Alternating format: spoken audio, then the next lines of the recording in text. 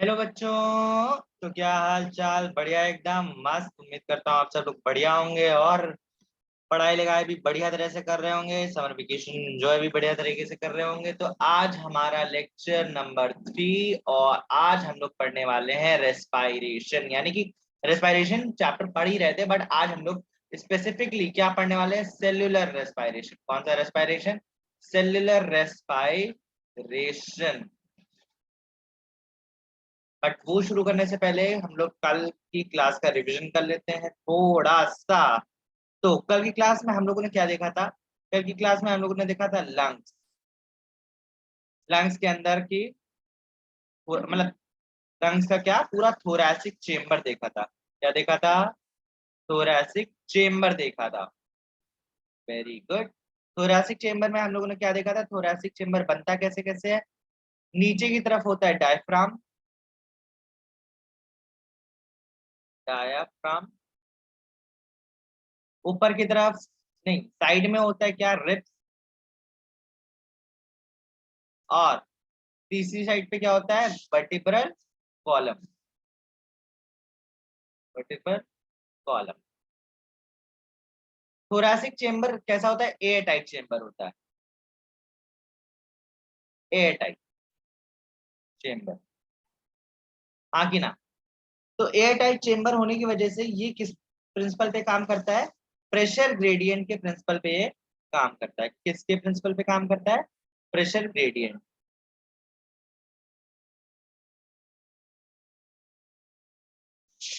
तो कल हम लोगों ने यही सब छोटी छोटी चीजें देखी थी और आज भी हम लोग छोटी छोटी सी चीजें देखेंगे, क्योंकि आप लोग में सेलुलर रेस्पिरेशन जो है बहुत लिमिटेड कंटेंट दे रखा है। ऐसा कुछ बड़ा कंटेंट इसका देखने को मिलता है क्लास 11th में, जब हम लोग पढ़ते हैं प्लांट फिजियोलॉजी। क्लास 11th की एनसीईआरटी में दे रखा है प्लांट फिजियोलॉजी नाम का एक चैप्टर।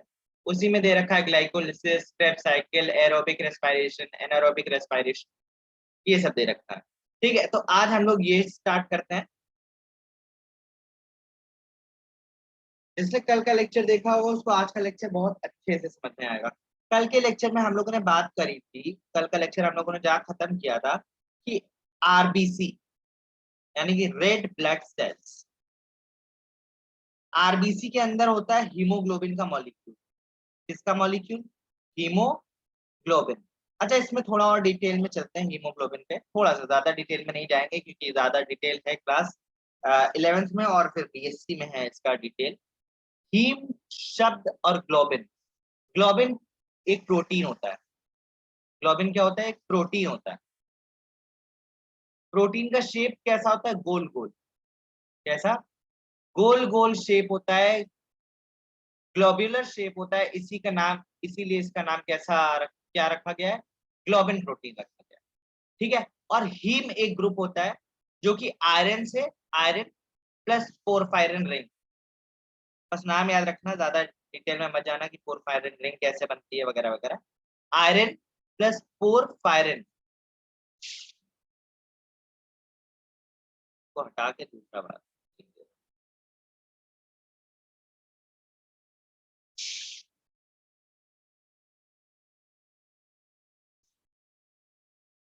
एपी प्लस पोरफायरिन,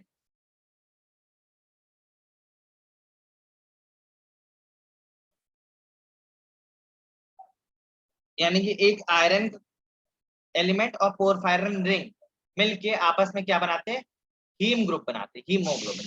और जब iron plus porphyrin plus globin, plus globin, तीनों लोग आपस में मिलते हैं तो क्या बन जाता है? हीमोग्लोबिन। क्या बन जाता है? हीमोग्लोबिन। अब ये जो हीमोग्लोबिन होता है उसका काम क्या होता है? वो ऑक्सीजन को कैरी करता है। ऑक्सीजन को कैरी करके कहाँ ले जाता है? टिश्यूज के पास ले जाता है, सेल के पास ले जाता है। और टिश्यूज से कहाँ जाएगा? सेल के पास जाएगा ऑक्सीजन। अब इस सेल के अंदर होता है क्या? Cellular respiration.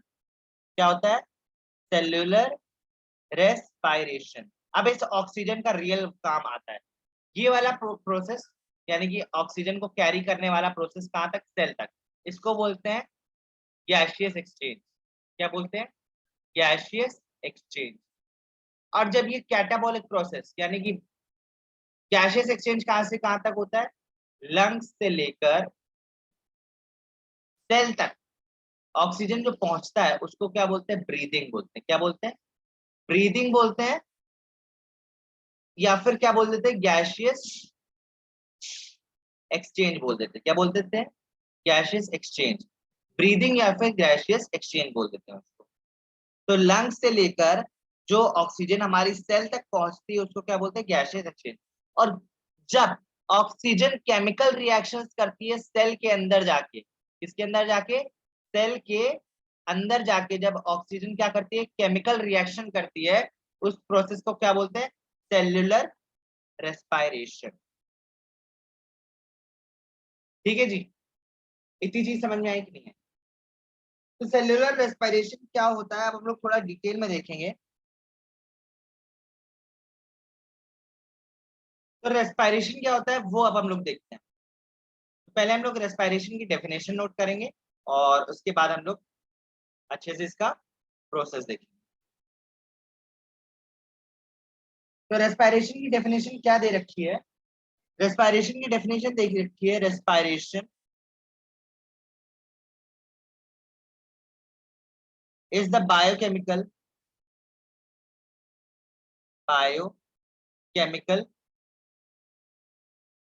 Process where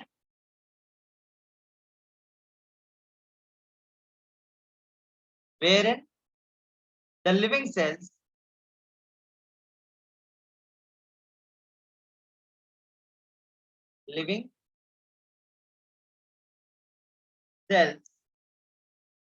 of an organism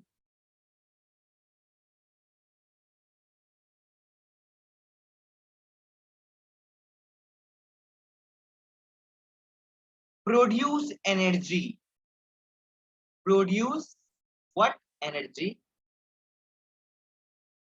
by liberating, sorry, by oxidizing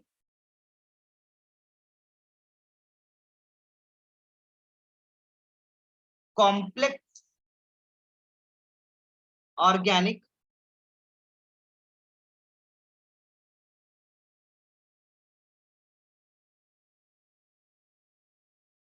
material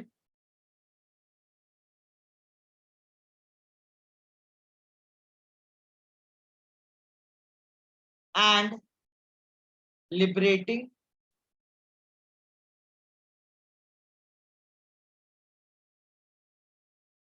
CO2। ये इसकी हो गई डेफिनेशन। क्या हो गई? डेफिनेशन। अब इसमें इंपॉर्टेंट टर्म क्या है? लिबरेट क्या हो रही है? CO2 हमारी निकल रही है। ऑक्सीडाइज क्या हो रहा है? ऑर्गेनिक मटेरियल ऑक्सीडाइज हो रहा है। और किसकी प्रेजेंस में ऑक्सीडाइज हो रहा है? ऑक्सीजन की प्रेजेंस। देखो, ऑक्सीडेशन और रिडक्शन, ऑक्सीडाइज शब्द से पहले हम लोग समझेंगे ऑक्सीडेशन क्या होता है। क्या समझेंगे? ऑक्सीडेशन क्या होता है। ऑक्सीडेशन बच्चा, ऑक्सीडेशन हमारा क्या होता है? जब किसी सब्सटेंस में, मान लो कोई सब्सटेंस है, ऑर्गेनिक इनऑर्गेनिक डजेंट मैटर, कोई भी सब्सटेंस है, जब उसमें हमारा ऑक्सीजन ऐड हो रहा हो। क्या ऐड हो रहा हो? ऑक्सीजन ऐड हो रहा हो। क्या हो रहा हो? ऑक्सीजन ऐड हो रहा हो। या फिर सब्सटेंस से, आज मेरा बोर्ड काम नहीं कर रहा है सही से, सब्सटेंस से हाइड्रोजन निकल रहा हो। क्या निकल रहा हो? हाइड्रोजन निकल रहा हो। या फिर सब्सटेंस से इलेक्ट्रॉन का लॉस हो रहा हो। क्या हो रहा हो? इलेक्ट्रॉन का लॉस हो रहा हो। उस प्रोसेस को क्या बोल देंगे? ऑक्सीडेशन। बात समझ में आई? तो यानी कि जब हमारे बॉडी में कैसे, जब कोई कॉम्प्लेक्स मटेरियल में ऑक्सीजन ऐड हो रहा हो और उससे क्या निकल रही है? एनर्जी निकल रही है। यहाँ पे क्या हो रहा है? ऑक्सीजन क्या हो रहा है? ऐड हो रहा है। क्या हो रहा है? ऐड हो रहा है। समझ में आ रहा है? तो ये कैसा प्रोसेस हो गया? ये प्रोसेस हो गया ऑक्सीडेशन। बात समझ में? ऑक्सीडेशन प्रोसेस किसको कहते हैं? पक्का? अगर कोई डाउट हो तो पूछिएगा। ठीक है। तो ये सारा प्रोसेस हमारी बॉडी में होता कहाँ पे? ये सारा प्रोसेस होता है मेरा बच्चा सेल में। सेल्यूलर प्रोसेस है। कैसा प्रोसेस है? Cellular process. और सेल्यूलर के साथ साथ कैसा प्रोसेस है? कैटाबॉलिक प्रोसेस है। कैटाबॉलिक कैसा प्रोसेस है? कैटाबॉलिक। कोई पूछे रेस्पिरेशन कैसा प्रोसेस है, एनाबॉलिक या कैटाबॉलिक, तो आप लोग क्या बोलोगे? कैटाबॉलिक है। कैटाबॉलिक रिएक्शंस क्या होते हैं पता है कि नहीं? अगर नहीं पता है तो समझा दे रहा हूँ, समझिए। कैटाबॉलिक प्रोसेस होता है मेरा बच्चा, जैसे कोई भी कॉम्प्लेक्स सब्सटेंस दे रखा, ये मान लो कॉम्प्लेक्स सब्सटेंस दे रखा है और उस कॉम्प्लेक्स सब्सटेंस को तोड़ना दो सिंपल सब्सटेंस, उस कॉम्प्लेक्स सब्सटेंस को तोड़ना दो सिंपल सब्सटेंस में, उसको बोलते हैं क्या? कैटाबॉलिज्म। कैटाबॉलिज्म, बात समझ में आई? कैटाबॉलिज्म क्या होता है? किसी कॉम्प्लेक्स सब्सटेंस को किसी सिंपल सब्सटेंस में तोड़ने को क्या बोल देते हैं? कैटाबॉलिज्म। ठीक है। कैटाबॉलिज्म रिएक्शन जो होते हैं हमारे, वो मेटाबॉलिज्म का पार्ट। किसका पार्ट है? मेटाबॉलिज्म। मेटाबॉलिज्म। मेटाबॉलिज्म के दो पार्ट होते हैं, एक एनाबॉलिज्म और एक होते हैं क्या? कैटाबॉलिज्म।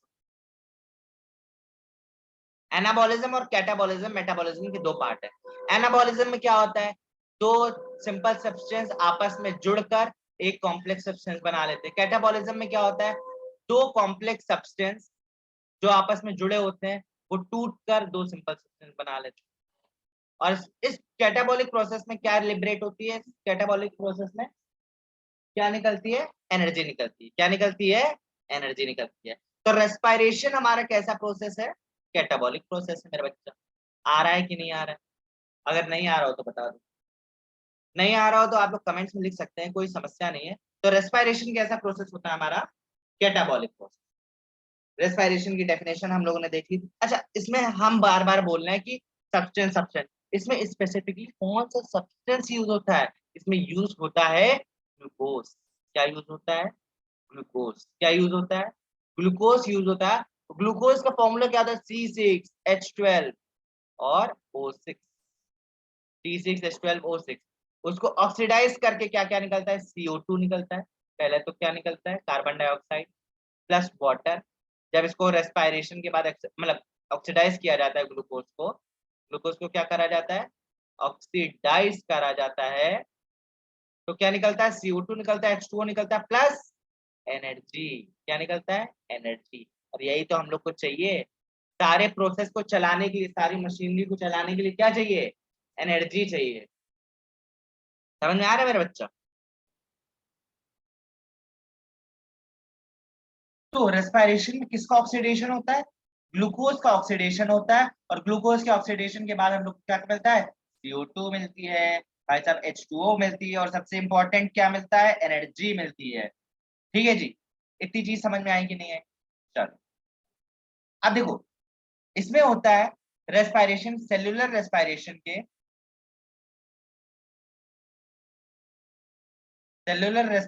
के दो प्रकार होते हैं।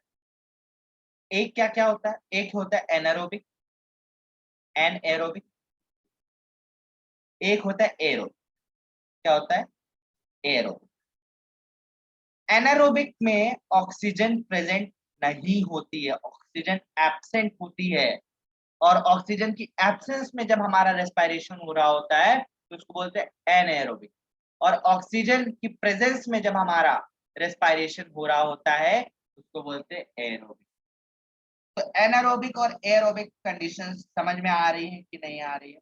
जब हमारी ऑक्सीजन प्रेजेंट होती है तब कौन सी कंडीशन होती है? एरोबिक कंडीशन होती है। जब हमारी ऑक्सीजन एब्सेंट होती है तो कौन सी कंडीशन होती है? एनारोबिक कंडीशन होती है। बच्चा मेरा समझ में आया बात कि नहीं आया? नहीं आया हो तो कमेंट में लिख देना, फिर से समझा दूंगा। ठीक है जी, अब समझ आना। इधर आना। इसमें एनारोबिक रेस्पिरेशन में कितने एटीपी निकलते हैं? दो एटीपी निकलते हैं। अभी के लिए याद रखो कैसे निकलते हैं मैं बताऊं। एनारोबिक कंडीशन में कितने एटीपी निकलते हैं? दो एटीपी निकलते हैं। और एरोबिक कंडीशन में 36 या फिर सॉरी एरोबिक कंडीशन में 36 या फिर 38 एटीपी हम लोग को मिलते हैं। बात समझ में आ रही है कि नहीं? एरोबिक कंडीशन में कितने एटीपी मिलते हैं? 36 या फिर 38 एटीपी। और एनारोबिक कंडीशन में कितने मिलते हैं? दो एटीपी। बात समझ में आई? तो सेलुलर रेस्पिरेशन होता है दो प्रकार का, एक होता है एनारोबिक, एक होता है एरोबिक। ठीक है। और आज आप लोग पूरा चैप्टर इसको पढ़ो। एनारोबिक, अब जो एनारोबिक रेस्पिरेशन होता है वो फर्दर डिवाइडेड होता है दो पार्ट्स। कौन कौन से दो पार्ट्स होते हैं? एक होता है एल्कोहलिक फर्मेंटेशन। क्या होता है? Alcoholic fermentation. और दूसरा क्या होता है? दूसरा होता है लैक्टिक एसिड फर्मेंटेशन। क्या होता है अभी डिस्कस करेंगे। Lactic acid fermentation. और एरोबिक तो सिंपल होता है, ये मतलब सिंपल नहीं होता, मतलब इसमें ऐसा कोई डिवीजन नहीं होता है जैसे इसमें होता है एल्कोहलिक फर्मेंटेशन और लैक्टिक एसिड फर्मेंटेशन। ऐसा कोई डिवीजन नहीं होता है एरोबिक में। एरोबिक थोड़ा होता कॉम्प्लिकेटेड ही है, बट सिंगल उसमें कोई डिवीजन के टाइप्स नहीं। ठीक है, अब हम बोल रहे थे एटीपी। एटीपी, ये एटीपी क्या चीज होती है भैया?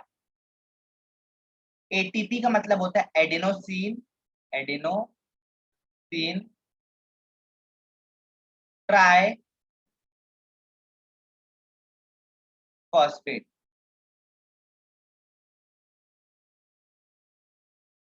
एडेनोसिन ट्राइफॉस्फेट को बोलते हैं एटीपी। ठीक है, तो ये एक हाई एनर्जी कंपाउंड होता है। कैसा कंपाउंड होता है? हाई एनर्जी कंपाउंड होता है। ये कैसा कंपाउंड होता है? हाई एनर्जी कंपाउंड होता है। ठीक है, हाई एनर्जी कंपाउंड कैसे होता है? देखो, एडेनोसिन हमारा होता है नाइट्रोजीनस बेस। एडेनोसिन क्या होता है? नाइट्रोजीनस बेस होता है। नाइट्रोजीनस बेस क्या होता है ये हम आपको डिटेल में फिर कभी बताएंगे। अभी के लिए बस ये याद रखो, एडेनोसिन क्या होता है? ये हमारा नाइट्रोजीनस बेस होता है। ये मान लो ए है, यानी ए माने एडेनोसिन। इस पे 3 फॉस्फेट आके जुड़ गए, ये हमने 3 फॉस्फेट बना दिए, ये आके जुड़ गए। ये फॉस्फेट, ये फॉस्फेट, ये फॉस्फेट, ये क्या हो गया? एटीपी।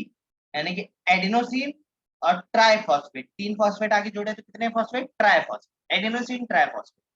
अब एडिनोसिन ट्राइफॉस्फेट क्या होता है भाई साहब? जब ये बॉन्ड टूटते हैं ना, ये वाले, ये बॉन्ड जब टूटते हैं तो इससे क्या लिबरेट होती है? इससे लिबरेट होती है एनर्जी। क्या लिबरेट होती है? एनर्जी। क्या निकलती है? एनर्जी निकलती है। तो एटीपी में कैसे, मतलब देखो, जो भी एनर्जी हम लोग को मिलती है, जो भी एनर्जी हम लोग को मिलती है रेस्पायरेशन से, जो भी एनर्जी हम लोग को रेस्पायरेशन से मिलती है, उससे हमारी बॉडी क्या करती है? एडिनोसिन में फॉस्फेट जोड़ देती है। एडिनोसिन में क्या जोड़ देती है? उस एनर्जी का यूटिलाइजेशन कहाँ होता है? एडिनोसिन में फॉस्फेट जोड़ने में उसका यूटिलाइजेशन हो जाता है। और इस एटीपी का बाद में हमारी बॉडी अपने हिसाब से यूटिलाइजेशन कर लेती है। बात समझ में आ रही है कि नहीं? यानी कि इस एडेनोसिन को बनाने के लिए भी थोड़ी बहुत एनर्जी चाहिए, बट जब ये एडेनोसिन बन जाता है, एडेनोसिन बनने के बाद हमारी बॉडी इसको अपने ढंग से यूज कर लेती है। इसको जब जहां जरूरत होती है तब वहां यूज कर लेती है। बात समझ में आई? तो हमारी बॉडी में एनर्जी किस फॉर्म में मतलब स्टोर होती है? एटीपी के फॉर्म में स्टोर होती है। किस फॉर्म में स्टोर होती है? एटीपी के फॉर्म में स्टोर होती है। ठीक है, तो सबसे पहले हम लोग एनारोबिक सॉरी एरोबिक रेस्पिरेशन देख लेते हैं। एनारोबिक तो छोटा सा है, बाद में भी कर लेंगे कभी, कोई दिक्कत नहीं। तो एनारोबिक रेस्पिरेशन में, सॉरी एरोबिक रेस्पिरेशन में, एरोबिक रेस्पिरेशन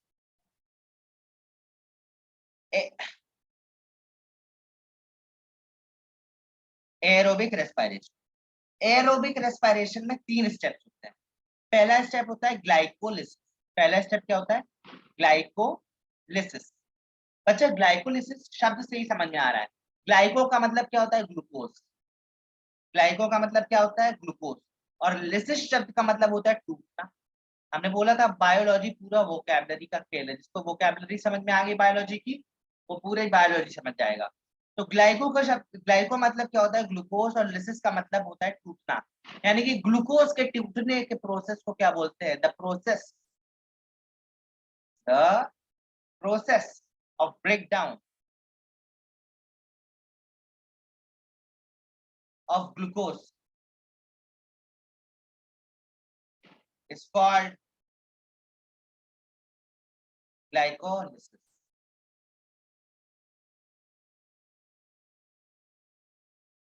यही शायद से आपके बुक में दिया गया है।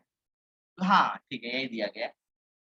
The process of breakdown of glucose is called glycolysis. अच्छा मेरा बच्चा समझना, ग्लूकोज कितने कार्बन का मॉलिक्यूल होता है? ग्लूकोज का फॉर्मूला देखो, C6H12O6। ग्लूकोज में कितने कार्बन आ रहे हैं? ग्लूकोज में आ रहे हैं 6 कार्बन। कितने कार्बन आ रहे हैं? 6 कार्बन। तो glucose is a 6 carbon molecule. Glucose जब टूटता है, ग्लूकोज क्या होता है जब इसका ब्रेकडाउन होता है, जब ये टूटता है तो किस में टूटता है? पायरुवेट में टूटता है। किस में टूटता है? पायरुवेट में टूटता है। पायरुवेट कितने कार्बन का मॉलिक्यूल होता है? 3 कार्बन का मॉलिक्यूल होता है। कितने कार्बन का मॉलिक्यूल होता है? 3 कार्बन का। अब जाहिर सी बात है, जब एक ग्लूकोज टूट रहा है तो कितने पायरुवेट बनेंगे? सोचो ना, ये 3 कार्बन का है, ये 6 कार्बन का है, तो एक ग्लूकोज के टूटने पे कितने पायरुवेट बनते हैं? 2 पायरुवेट बनते हैं। कितने पायरुवेट बनते हैं? 2 पायरुवेट। अच्छा एक बात बताओ, ये तुम लोग नोट करते जा रहे हो कि नहीं? पता चला हम सीखते चले जा रहे हो, तुम लोग नोट ही ना करो। नोट करते रहना बच्चा, अगर नोट नहीं करोगे तो दिक्कत है। ये तो स्पेशली नोट कर लो, मतलब ये जितना प्रोसेस मैं एरोबिक बता रहा हूँ वो तो स्पेशली नोट कर लो, ठीक है? तो ये जो ग्लूकोज है वो ग्लूकोज किस में टूटता है? पायरुवेट में टूटता है। ग्लाइकोलिसिस की प्रोसेस में जो 6 कार्बन ग्लूकोज होता है वो कितने में टूटता है? 3 कार्बन के पायरुवेट में टूटता है। तो पायरुवेट के कितने मॉलिक्यूल्स मिलेंगे? 2 मॉलिक्यूल्स मिलेंगे। ठीक है मेरे बच्चा, चलो ये तो स्टेप फर्स्ट हुआ। ये कौन सा स्टेप हुआ? एरोबिक रेस्पिरेशन का स्टेप नंबर 1। ठीक है जी, चलो अगली स्लाइड पे चलते हैं।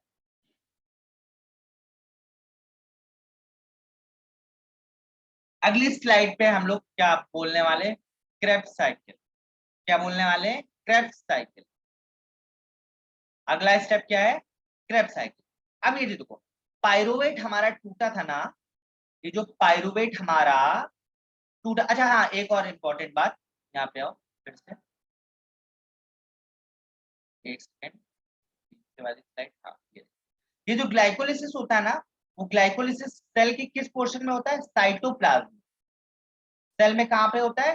साइटोप्लाज्म में होता है। ग्लाइकोलिसिस कहाँ होता है बच्चा मेरा? सेल के साइटोप्लाज्म में होता है, ठीक है? और क्रेब साइकिल कहाँ होती है? क्रेब साइकिल होती है हमारी माइटोकॉन्ड्रिया में। कहाँ होती है? माइटोकॉन्ड्रिया में। ये जो पायरुवेट होता है ना, ये पायरुवेट एंटर करता है जाके कहा? माइटोकॉन्ड्रिया। माइटोकॉन्ड्रिया में चलती है क्या? माइटोकॉन्ड्रिया में चलती है क्रेब साइकिल। एक सेकेंड, माइटोकॉन्ड्रिया में क्या चलती है? Krebs cycle. अब इस क्रेब साइकिल की डिटेल नहीं दी गई है आप लोग के सिलेबस में, तो मैं आपको बस इतना बता देता हूँ। ये जो क्रेब साइकिल होती है उसमें हम लोग को 3 मॉलिक्यूल मिलते हैं। किसके? NADH के। और एक मॉलिक्यूल मिलता है FADH2 का। समझना क्या? क्रेब साइकिल का प्रोडक्ट क्या होता है? क्रेब साइकिल के अंत में एंड प्रोडक्ट क्या मिलता है? 3 मॉलिक्यूल्स मिलते हैं। क्या? 3 NADH के मॉलिक्यूल्स मिलते हैं, यानी कि nicotinamide adenine di NADH, nicotinamide adenine dinucleotide. हाँ यही है। और एक मॉलिक्यूल मिलता है किसका? FADH2 का। FADH2 का एक मॉलिक्यूल मिलता है। और एक मॉलिक्यूल किसका मिलता है? GTP का मिलता है। एक मॉलिक्यूल किसका मिलता है? GTP का मिलता है। किसका मिलता है? GTP का। ठीक है, तो NADH2 के 3 मॉलिक्यूल, FADH2 के एक मॉलिक्यूल, और इसका GTP का कितना? एक मॉलिक्यूल। अब इस GTP को ATP में कन्वर्ट कर लिया जाता है। GTP को ATP में कन्वर्ट कर लिया जाता है। GTP यानी कि गुआनिन ट्राइफॉस्फेट, और गुआनिन ट्राइफॉस्फेट को किस में कन्वर्ट कर लिया जाता है बाद में? ATP में। ठीक है, कैसे होता है वो आप लोग के सिलेबस का नहीं, 10th क्लास का नहीं है, 11th क्लास में है। ठीक है, NADH, एक NADH 2.5 ATP के बराबर होता है। एक NADH 2.5 ATP के बराबर होता है। कितने ATP के बराबर होता है? 2.5 ATP। तो 3 NADH कितने के बराबर होंगे? 7.5 ATP। 7.5 ATP। एक FADH2 2 ATP के बराबर होता है, एक FADH2 2 ATP के बराबर होता है। तो यहाँ पे कितने ATP मिल रहे हैं? 2 प्लस 7.5 9.5 ATP, 10.5 ATP टोटल मिल रहा है। इसको भी तो कन्वर्ट किया जाएगा, इसको भी तो कन्वर्ट किया। तो इधर कितने ATP मिल रहे हैं हम लोग को? 10 अरे क्या हो गया, इधर कितने ATP मिल रहे हैं? 10.5 ATP मिल रहे हैं। कितने ATP मिल रहे हैं यहाँ पे? क्रेब्स साइकिल में कितने ATP मिल रहे हैं? 10.5 ATP मिल रहा है। ठीक है, चलो अब तीसरा स्टेप आता है ETS। तीसरा स्टेप क्या आता है? ETS यानी कि electron transport chain. Electron transport chain, अब क्या होता है, कौन से इलेक्ट्रॉन ट्रांसपोर्ट होता है, PS1 सिस्टम क्या होता है, PS2 सिस्टम क्या होता है, ये सब क्लास 11th का है। यहाँ पे खाली इंट्रोडक्शन है आपका। और यहाँ पे कितने ATP निकलते हैं? 34 ATP इलेक्ट्रॉन ट्रांसपोर्ट चेन से निकल जाते हैं। कितने? 34 ATP। हाँ, अब नेट ATP कितने हम लोग को मिलते हैं? 32 ATP मिलते हैं। कितने ATP मिलते हैं? 32 ATP। क्यों भैया? यहाँ से आप बोलोगे भैया यहाँ से 34 ATP, उधर से 10.5 ATP, टोटल तो 44 ATP मतलब हम लोग को मिलना चाहिए। बट बच्चा मेरा, इस पूरे प्रोसेस को कराने के लिए भी तो एनर्जी रिक्वायर्ड होगी। इस ऐसे थोड़ी ना होता है कि, एक बात बताओ मेरे को, जैसे कोई फैक्ट्री है, अब उस फैक्ट्री में जब तक आप पैसा लगाओगे तो क्या वो आपको पैसा रिटर्न में देगी? कोई भी बिजनेस करोगे तो जब तक पैसा लगाओगे नहीं, तब तक क्या आपके पास पैसा आएगा? बिजनेस फायदेमंद तब होता है जब हम लोग कम पैसा लगाएं और हम लोग को पैसा वापस रिटर्न में क्या मिले? ज्यादा मिले। तो बिल्कुल वैसे ही खेल यहाँ पे होता है। यहाँ पे हम लोग एनर्जी लगाते तो हैं इस पूरे प्रोसेस में, एरोबिक रेस्पिरेशन में एनर्जी हम लोग लगाते हैं, नो डाउट। बट हम लोग को जो एनर्जी नेट गेन हो रहा होता है, यानी कि एनर्जी जो हम लोग को मिल रही होती है, वो ज्यादा होती है। समझ में आया? तो हम लोग को टोटल कितनी एनर्जी मिलती है? 32 ATP या फिर 30 सॉरी 34 ATP या 36 ATP? 36 बात समझ में आई? हाँ कि ना? Sorry sorry sorry sorry sir, sorry. 36 34 नहीं, 38 ATP। तो हम लोग को नेट गेन कितने ATP का हो रहा है? 38 ATP या 36 ATP का नेट गेन हो रहा होता है। बात समझ में आई? इलेक्ट्रॉन ट्रांसपोर्ट चेन डिटेल में नहीं है तो हो सकता है थोड़ा कॉम्प्लिकेटेड लगे, बट डिटेल में जब पढ़ोगे तो सिंपल सा है। ठीक है, तो रेस्पिरेशन में हम लोगों ने एरोबिक देख लिया। अब एनारोबिक में क्या होता है? एनारोबिक में बेटा कुछ नहीं होता है। एनारोबिक रेस्पिरेशन, एनारोबिक रेस्पिरेशन में क्या होता है? जो ग्लूकोज होता है, ग्लाइकोलिसिस सब में होता है। ग्लाइकोलिसिस यानी ग्लूकोज का पायरुवेट में चेंज होना, ग्लूकोज का पायरुवेट में चेंज होना, ये तो सब में होता है। अब ये जो पायरुवेट होता है उसका एल्कोहलिक फर्मेंटेशन होता है। क्या होता है? एल्कोहलिक, एल्कोहलिक फर्मेंटेशन होता है। फर्मेंटेशन, एल्कोहलिक फर्मेंटेशन होकर ये क्या बना लेता है? दो इथेनॉल बना लेता है। दो इथेनॉल, इथेनॉल एक एल्कोहल होती है जिसमें दो कार्बन, C2H5OH, OH इथेनॉल का फॉर्मूला होता है। तो पायरुवेट का एल्कोहलिक फर्मेंटेशन होने के बाद ये क्या बना लेता है? इसके दो मॉलिक्यूल्स बना लेता है। कितने मॉलिक्यूल्स बना लेता है? दो मॉलिक्यूल्स बना लेता है। प्लस और क्या बनाता है? CO2 निकालता है अपने अंदर से। और क्या निकालता है?